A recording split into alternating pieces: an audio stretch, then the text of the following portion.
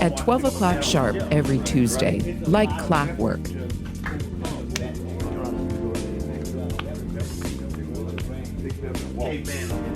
a group of men gather in this landscape company meeting room, and the space, like the men, is transformed.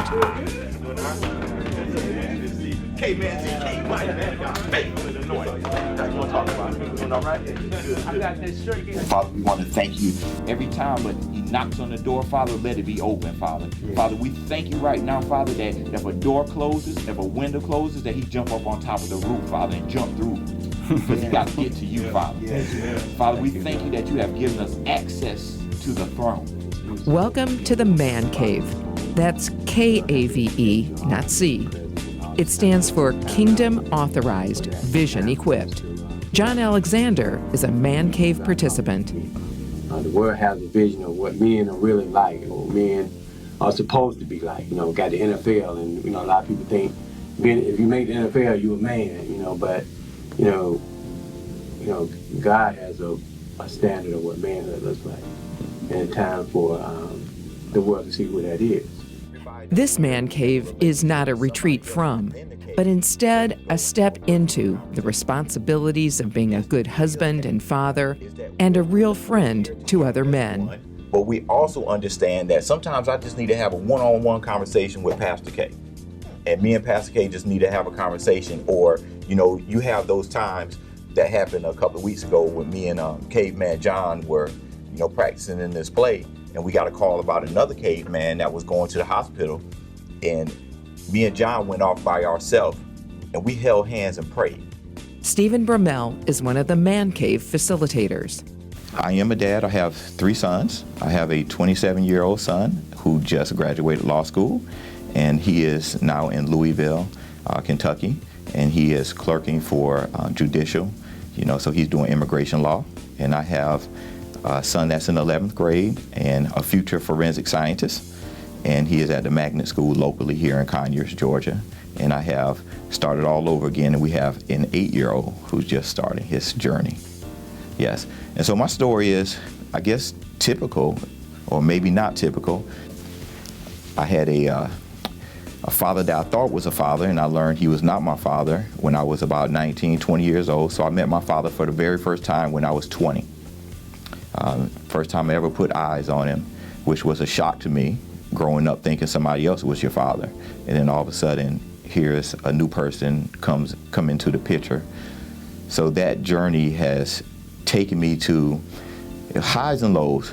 The low was I didn't grow up with that father that I can call on, that could take me fishing, that could come to, my track meets, my cross-country meets, could come to basketball games. And then all of a sudden I have one, and I'm an adult now. And so, to me, I felt like as a father, if I'm going to be a father, I want to do things differently. And so I made a decision that a lot of men make. And I decided I was going to be a father early, and I was going to do it my way, name Man Cave. Because it's something that men, anytime we're doing like sporting events and stuff like that, and you're going to another man's house, well, where do you have it at? In the cave. And so, but we want to put a different spin on it, because usually in those kind of caves is, a bunch of drinking and a bunch of talking about stuff we probably shouldn't be talking about.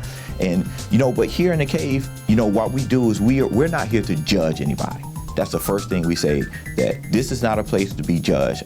We don't care what your background is. We don't care what you're doing. We don't care what you did last night. We don't care even if you came in there with a fifth in your pocket. We could care less about it. The fact of the matter is that you've connected with a group of men that's going to love on you, and they're not going to judge you, and they're going to actually uplift you, and they're going to encourage you to be better. And we're going to hold you accountable to that. Yeah. So I want to add to that, the whole conversation, that, it's the fact that we're coming here seeking God that has redefined manhood. To me, that's how I learned how to parent. When I started thinking about my relationship with God as a father, then I started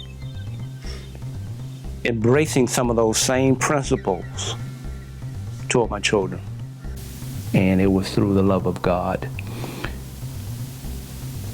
And as I began to experience this love, I received this desire to love people like I'm being loved. Kelvin Ford is also co-facilitator of the Man Cave. Not only it was a divine moment, but that was the strength that I brought into relationships, because love does a number of things. It helps you tolerate people. It helps you be patient with people. It helps you to love people unconditionally. It helps you to accept people no matter what, right? Before I became married, I became a part of children's ministry before I became a father. And basically, I was teaching them what I was learning from God as a father. And I started passing those principles and values to them, and it was working. So now it's like, I see what's working. I'm bringing this into my own marriage. I'm bringing this into my own relationship with my son and my daughter. And that's how I started learning the fundamentals of what it takes to be a father. For me, with my children, I think that, Father's Day is upon us, and we all know that, the running joke is, Mother's Day is, is the holiday. And Off a chain. Father's Day is just a regular day. Yeah. All right. So, what can we do to kind of change that? Change that mentality. The Cave is part of a 3-year course called Maximize Manhood. It requires reading 3 books a year with quizzes and writing assignments. And it culminates with a commissioning ceremony at New Covenant Christian Ministries in Lithonia, Georgia, where the men vow to have each other's backs. Men traditionally have been okay being on an island. I personally was. I was okay with my feelings. I was okay, just sitting in the dark. I was okay if I was hurting, not to talk to anybody, because I didn't want to expose my feelings, my emotions. And so this group in the Man Cave is good because it allows men to shed some of that stuff. When we hold on to that stuff starts eating away at our very being of who we are. And so then we're not able to function like God has called us to function as men. So we're not taking our place and our role in the family. We're not taking that role as being the head of our households. And, in our Man Cave, we always talk about, being the high priest of your household, to being the minister of your household. And, I always say that being a high priest or the head of your household is not you coming in the door, kicking in the door and saying, serve me. But it's about you going in there and doing it with compassion and saying, how can I serve you? And so we always talk about, it's not the wife's fault. It's not the children's fault. You have to look in the mirror and say, God, what are you trying to get to me? What are you trying to teach me in this moment? And so this Man Cave and this group is a great way for men to bond. The Cave has become such an important bond, the men have continued to meet well beyond their commissioning ceremony. So what the Cave has done is it has become a place of refuge for me, to where instead of I'm giving out all the time, now I'm receiving. And it has been done in the most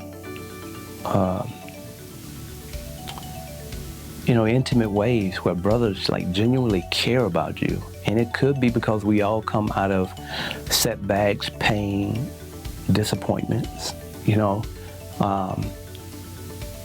but it's like you're not judged, you're heard, and you are encouraged. I remember as a child, my only thing, and I can remember like it was yesterday.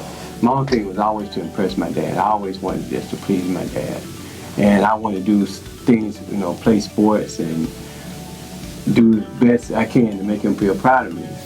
Unfortunately, my mom and dad divorced when I was young, and my mom, she really wasn't a sports person. I didn't have that, and it was kind of taken away from me because my dad kind of wasn't with me when I was young. But those are some of the things that, when you renew your mind, when you think differently, those are the things that you impart, and you don't complain or you don't use it as an excuse, but then you change it. Like Steve mentioned, this is the way I might have been brought up, but I'm not going to have my boys be brought up in that same environment, in that same way. So it's that time now, it's the time to impart with them some significance.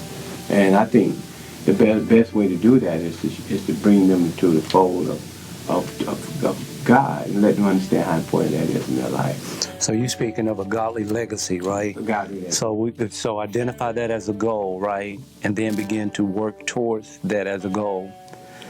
And sometimes we just have to focus on one thing rather than focus on a number of things and then get lost along the way.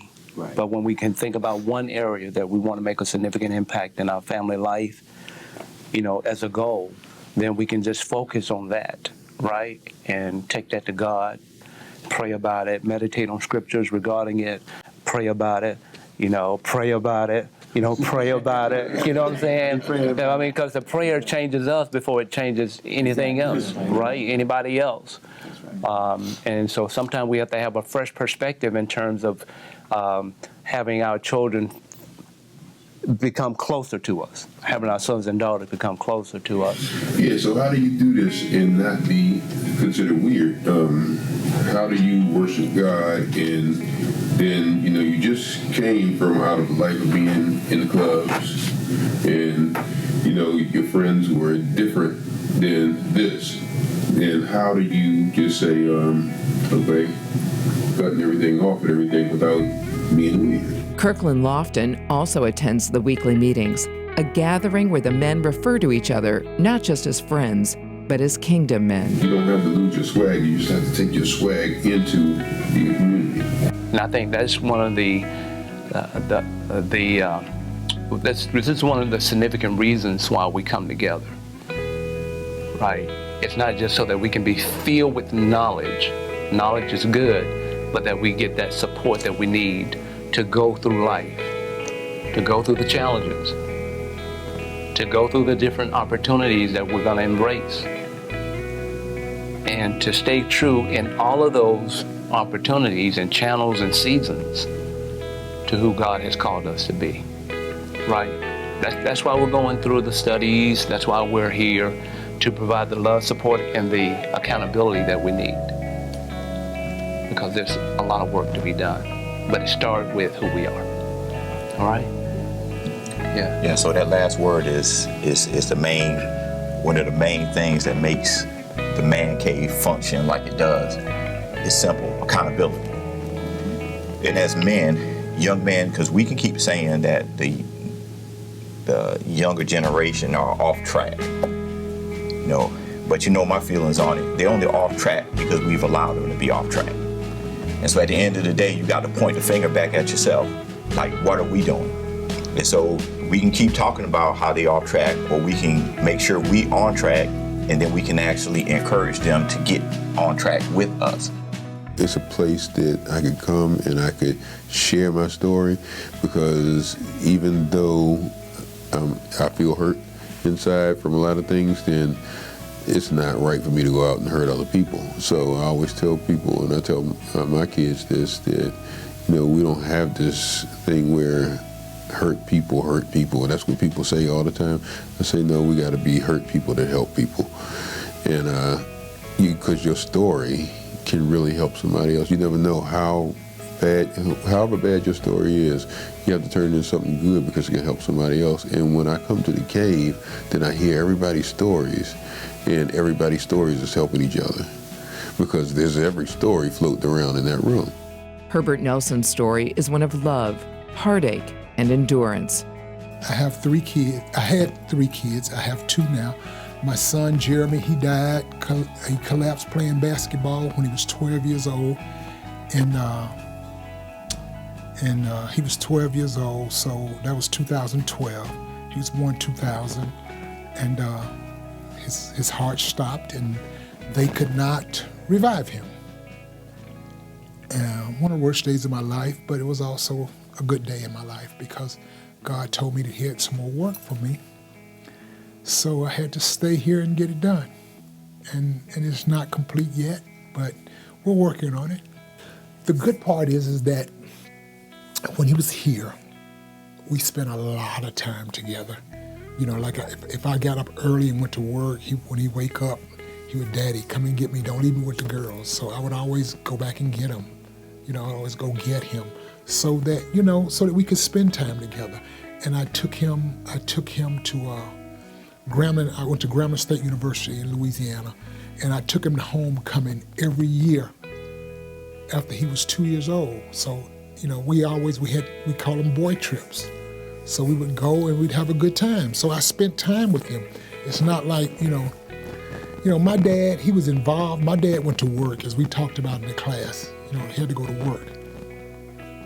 So we didn't have a lot of fun. He used to take us to Cubs baseball games and stuff like that. But my son, we always hung out. You know, just like at Super Bowl time, we would have a Super Bowl party, me and him. That's what, every Super Bowl, just he and I. You know, so, you know, I spent a lot of time with him. So I didn't neglect his time, and I was involved in his life. Kirkland Lofton has also faced personal trauma. I've lost a daughter. You know, she was murdered. She was shot. Her and her mom were shot when I moved to Atlanta. Someone just came into our house, the family house, and shot both of them. So I had to face something that no parent wants to face, is to bury a daughter and bury an ex-wife. And even if she's an ex, then she's still the mother of 3 of my kids. So it was very tough. Lofton also has 3 sons, and he's helping raise his granddaughter. God and his brothers in the cave have helped keep him strong. You know, we've always heard that saying that it takes a village to raise a child. But really, you know who a person is based on the people that you talk to the most. You know, who do you have in your phone book? Who are you calling when things get rough?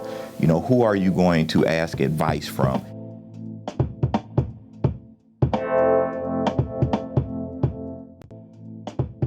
In the case of the cave, the answer to how best to be a father is both simple and challenging. If anyone wants to know what type of dad that they want to be, they need to revisit what kind of man they want to be. And I think when you go there, whether you're there or not, in terms of the kind of man that you want to be, you can at least create a vision of the type of man that you want to be and commit to values that can help you become that person. And then that's going to impact your fathering. While the men in the man cave have gained an understanding and an appreciation of how their fathers parented, they also know they can create a new way. Erwin Somerville is also a man cave participant. But the bottom line is, the dad role tends to always have been this role of overshadow. You're not in there, but you're always hovering over top. And I think that's a generational curse. I think our generation, not our generation, but we, especially in this room, I think we do a little better being more attuned to talking with our kids. A lot of it maybe having to do with our studies and understanding manhood better in our own walk. But one of the key tricks to it is that we have to, like you say, the legacy, we have to take what we're getting here and hand it down and start it in our own families, the process. So how do we make that connection instead of looking over them, but getting in that world? How do we make that connection without getting intimidated with where they currently are? You have to get in there and work on their level where they are. And so you can't say the only time I can spend time with you is if you come to church. Because first of all, if they're not into the church and they see something bad about the church, they're not going there. They're not going to the church. And so you got to find out, how can you go into the school? You know, how can you go and just read to the kids? Be more of a listener. You know, listen to your kids. Listen to them, because when you're talking, then they don't hear you a lot of times. You know, they want you to listen to them. And sometimes we miss a lot of stuff by just not listening. We think we know it all a lot of times. And we know what we went through, but we don't know what they're going through. We know what every child goes through, but we don't know each person's particular situation. So, whereas everything has changed, and it's going to continue to change, where when I was a child, then we were doing different things and that they can't do nowadays. And what they're doing now, we don't understand. You know, so if you listen, then you might understand them. And if you understand them, you might be able to help them. I had to change my perspective on punishment. That was one of the things.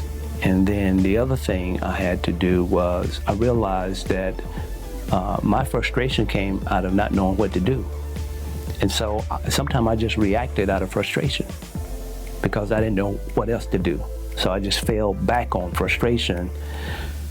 And eventually I started seeing how that was impacting my relationship with my son.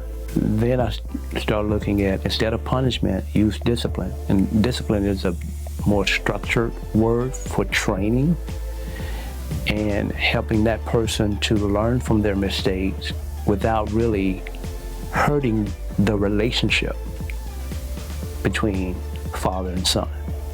I try my best to show the fun side to my kids all the time. There's a serious side too, but I'll never negate the fun part. You really have to play that, you know, not so much as be their same age and everything, but it's okay to have fun with them and not, you know, look at them eye to eye and say, okay, I'm just your friend. You know, you're a father, but you're a fun father.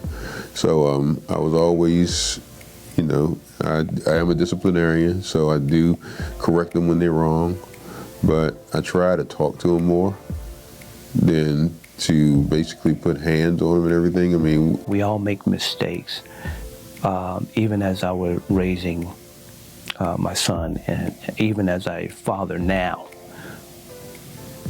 if I make a mistake, I'm quick to apologize. And I want to make sure that I make it right. I don't want to excuse my behavior at all.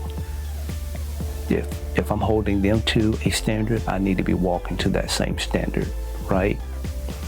And my goal is to help my son and my daughter be successful in life by living according to principles, right? I don't want to be dictating their life with my personality. I want them to be successful in life by learning what principles will lead you to good success. I remember my daughter, you know, coming home from college and, you know, she did something and you know, I hollered at her for no reason and we were screaming at each other and, you know, and she told me, Daddy, I'm sorry. I don't want to, you know, you not wake up in the morning and I don't tell you I love you.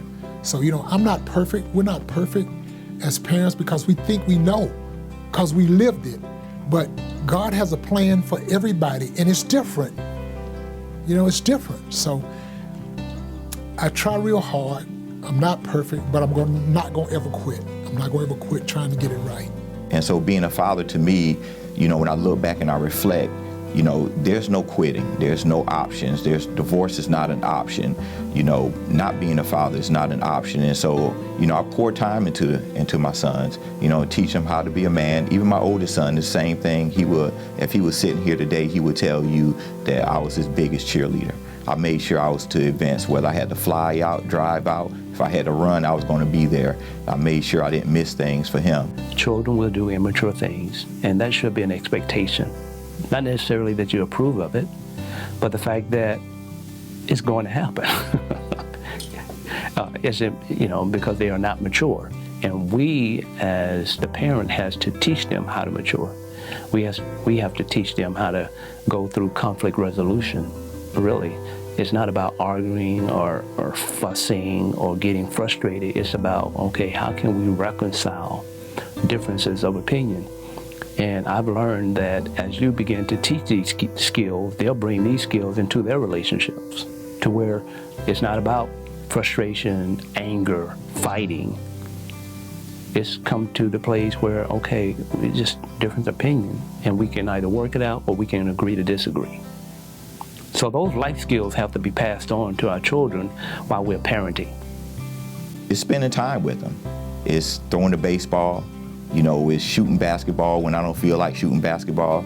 It's saying no to different things that people ask me to do so I can spend time with them. And so at the end of the day, it's really about sticking to the fact that you have brought a person into this world, and to see them from a baby all the way up to adulthood and giving them something that they can look back on and say, you know what, I want to be like my dad. I want to emulate what I see. I want to emulate the way he speaks to Mom. I want to emulate the way that he relates to other people. So with dads that are struggling out there, start somewhere. Start somewhere. And if you are a dad that's living in a blended family, or if you are a divorced dad, I strongly suggest that you keep the big picture in mind, because how we respond to life is going to influence our children and how they respond to life. So there are certain things that we may have to suck up just for the fact that we want our children to live healthy and productive lives. Right, so that's the thing, and be a part of a inner circle that can encourage you, that can support you, and that can keep you accountable. In the cave, we call it love, support, and accountability. And so what this group has showed is honesty, and what it's given me is a place to be honest, and it's a safe place. It's a place that we can come and we can pour out our hearts, that it's okay to cry. It's okay for us to celebrate. One of the things that we like to do is we like to celebrate each other. If there's a man that has a child that's getting married, somebody from the cave has to be there. If it's a man that a child is graduating, somebody from the cave has to be there. If it's a man that's going through some tough times financially, the cave going to pitch in to help him out. If it's somebody in the cave that's going through some sickness, somebody in the cave has to show up. And so we have made a pact with each other. And we signed on the dotted line that we were going to be there for each other. And this is not, we're doing life together. This is not just a weekly thing. This is during the week. This is at night. This is 4 o'clock in the morning. This is 5 o'clock in the morning. This is, in the middle of the day. This is any time that a man from the man cave is going through something. We're going to hold each other's hand and we're going to walk this thing called life out together. And we're strengthened for the next order for our steps that God has for us, and we can embrace this thing called think differently. We can embrace this thing called the man cave, because remember what the cave stands for: kingdom, authorized, vision, equipped. Yeah. We are being equipped for the authorization of forwarding the kingdom. Amen. In God. Amen. That's what God has called us to do, and everybody that's in here has a part to play. Thanks for watching. Go to AIBTV.com/donate to support programming like this. Your contributions may be tax deductible.